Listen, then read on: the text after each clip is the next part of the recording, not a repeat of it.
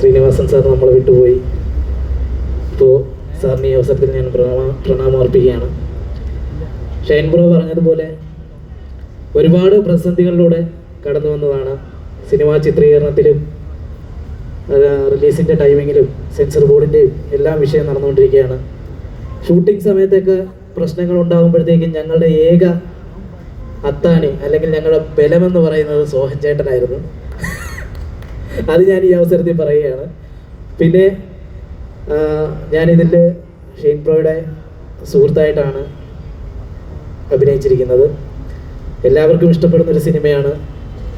ഒരുപാട് എന്താ പറയുക, സൗഹൃദവും പ്രണയവും ഒരുപോലെ കൊണ്ടുപോകുന്നൊരു സിനിമയാണ്. നിങ്ങൾക്ക് എല്ലാവർക്കും ഇഷ്ടപ്പെടും. നിങ്ങൾ 25-ാം തീയതി ഈ ഹാലിനെ നിങ്ങളുടെ ഹാർട്ടിനോട് ചേർത്ത് പിടിക്കണമെന്ന് അഭ്യർത്ഥിക്കുകയാണ്. അപ്പോൾ എല്ലാവർക്കും നന്ദി, നമസ്കാരം. അതുപോലെ തന്നെ നിയാസിക്കയുടെ ഒരു കാര്യം പറയാണ്. നിയാസിക്ക ഇപ്പോൾ പാടിയത് ഹിന്ദിയിലേക്ക് സാക്ഷിക്കൊന്ന് തർജ്ജമ ചെയ്ത് കൊടുക്കണം. പുള്ളിക്കാരിക്ക് മനസ്സിലാകാതെ കൈയടിക്കുമായിരുന്നു. വളരെ